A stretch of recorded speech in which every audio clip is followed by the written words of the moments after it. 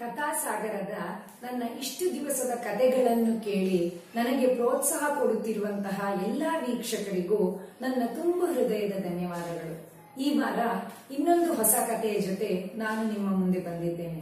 ಈ ಕಥೆಯನ್ನು ಎಲ್ಲರೂ ಕೇಳಿ ನನಗೆ ಪ್ರೋತ್ಸಾಹಿಸಬೇಕಾಗಿ ಕೇಳಿಕೊಳ್ತಾ ಇದ್ದೇನೆ. ಈ ವಾರದ ಕಥೆ ಏನು ಗೊತ್ತಾ?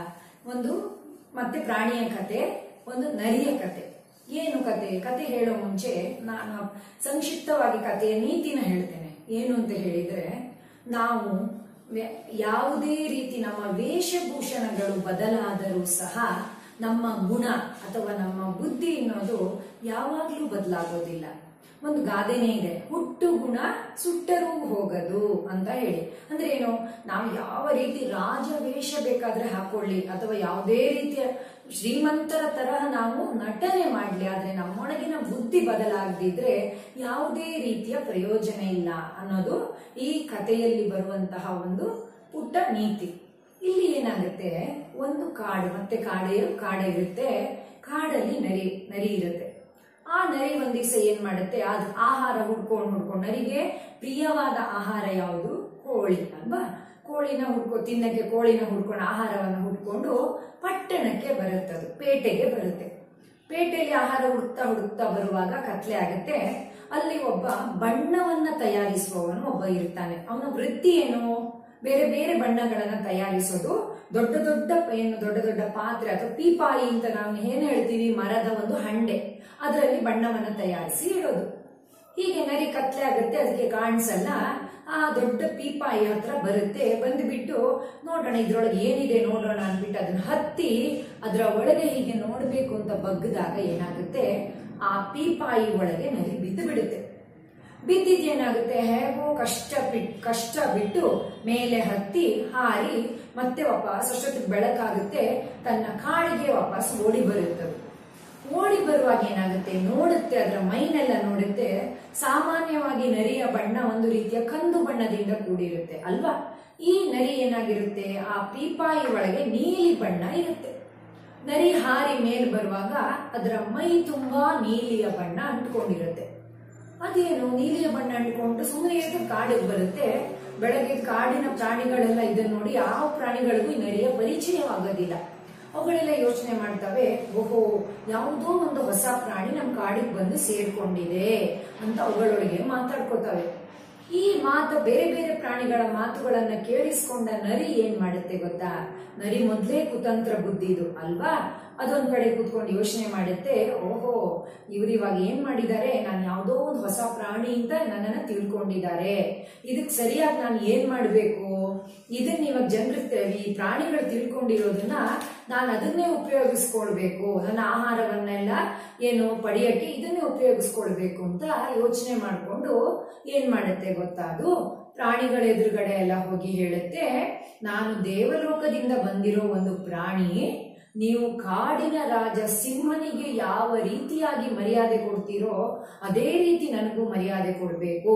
ಸಿಂಹರಾಜನಿಗೆ ಯಾವ ರೀತಿ ಆಹಾರವನ್ನ ತಗೊಂಡ್ಬಂದು ಕೊಡ್ತೀರೋ ಅದೇ ರೀತಿ ನನಗೂ ಕೊಡ್ಬೇಕು. ನನ್ನನ್ನ ದೇವಲೋಕದಿಂದ ದೇವೇಂದ್ರ ನಿಮ್ಮ ಕಾಡಿಗೆ ಕಳಿಸಿದ್ದಾನೆ. ನೀವೆಲ್ಲ ಹೇಗಿದ್ದೀರಿ, ಚೆನ್ನಾಗಿದ್ದೀರಾ ಅಂತ ನೋಡಕ್ಕೆ ದೇವೇಂದ್ರ ನಮ್ಮನ್ನ ಭೂಮಿಗೆ ಕಳಿಸಿದ್ದಾನೆ, ಕಾಡಿಗೆ ಕಳಿಸಿದ್ದಾನೆ ಅಂತ ಒಂದು ಸುಳ್ಳು ಹೇಳುತ್ತೆ. ಪ್ರಾಣಿಗಳೆಲ್ಲ ನಂಬುತ್ತವೆ, ಇರಬಹುದೋ ಏನೋ ದೇವಲೋಕದಿಂದ ಬಂದಿರೋ ಪ್ರಾಣಿ ಇರಬಹುದೇನೋ ಅಂತ ಇದಕ್ಕೆ ಏನ್ ಮಾಡ್ತವೆ, ಸಿಂಹರಾಜನಿಗೆ ಕೊಡೋ ತರನೇ ಇದಕ್ಕೆ ಆಹಾರವನ್ನೆಲ್ಲ ತಂದು ಕೊಡ್ತವೆ.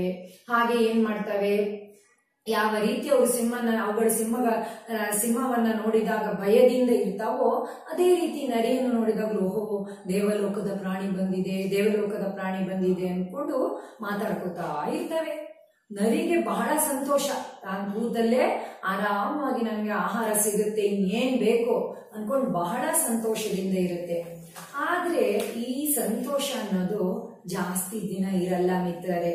ಏನಾಗುತ್ತೆ ಗೊತ್ತಾ, ಬೇಸಿಗೆ ಕಾಲ ಬರುತ್ತೆ, ಚಳಿಗಾಲ ಮುಗಿದು ಬೇಸಿಗೆ ಬರುತ್ತೆ. ಬೇಸಿಗೆ ಬರುವಾಗ ಏನಾಗುತ್ತೆ, ಸಹಜವಾಗಿ ಬೇಸಿಗೆ ಅಂದ್ರೆ ಉರಿ ಬಿಸಿಲು ಅಲ್ವಾ?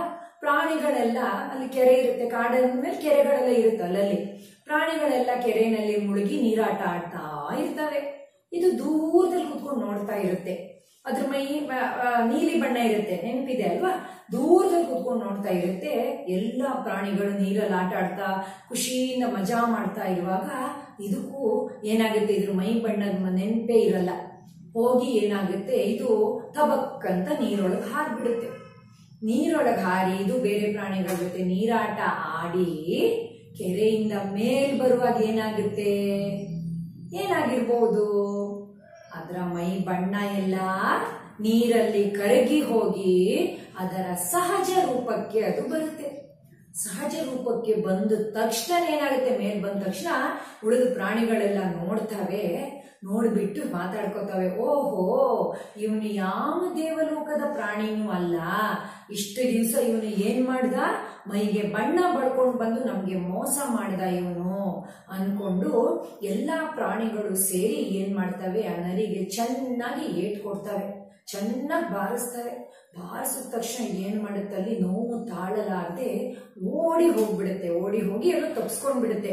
ತಪ್ಸ್ಕೊಂಡು ಎಲ್ಲೋ ಒಂದು ಮೂಲೆನಲ್ಲೋ ಒಂದು ಪೊದೆನಲ್ಲೋ ಎಲ್ಲೋ ಹೋಗಿ ಕೂತ್ಕೊಳ್ಳುತ್ತೆ.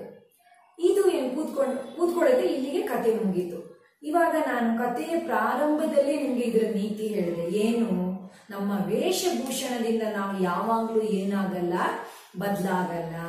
ಅದೇ ರೀತಿ ನರಿ ಏನ್ ಮಾಡ್ತು, ತಾನೊಂದು ಏನು ನೀಲಿ ಬಣ್ಣ ಹಾಕೊಂಡಿದ್ದೀನಿ ಅಂದ್ಬಿಟ್ಟು ಕಾಡಿನ ಪ್ರಾಣಿಗಳಿಗೆಲ್ಲ ಮೋಸ ಮಾಡಕ್ಕೆ ಪ್ರಾರಂಭ ಮಾಡ್ತು. ಆದ್ರ ಆ ಮೋಸ ಜಾಸ್ತಿ ದಿವಸ ಇರುತ್ತಾ, ಅದು ಸುಳ್ಳಾಗ್ಲಿ ನಾವು ಮೋಸ ಮಾಡಿದ್ರೆ ಒಂದಲ್ಲ ಒಂದು ದಿವಸ ಸತ್ಯ ಹೊರಗೆ ಬರಲೇಬೇಕು ಅಲ್ವಾ ಮಿತ್ರರೇ? ಆ ರೀತಿಯಾಗಿ ನರಿಗೆ ಏನಾಯ್ತು, ತಕ್ಕ ಒಂದು ಶಾಸ್ತಿ ಅಥವಾ ಒಂದು ತಕ್ಕ ಪಾಠವನ್ನ ಕಾಡಿನ ಪ್ರಾಣಿಗಳೆಲ್ಲ ಕಲಿಸಿದವು. ಈ ಕಥೆಯ ಹೆಸರು ಏನು ಗೊತ್ತಾ? ನೀಲಿ ನರಿ. ಕಥೆಯ ಹೆಸರು ನೀಲಿ ನರಿ. ನನ್ನ ಈ ಕಥೆ ನಿಮ್ಗೆಲ್ಲ ಇಷ್ಟವಾಗಿದ್ರೆ ದಯವಿಟ್ಟು ನನ್ನ ಕಥೆನ ಲೈಕ್ ಮಾಡಿ. ಧನ್ಯವಾದಗಳು.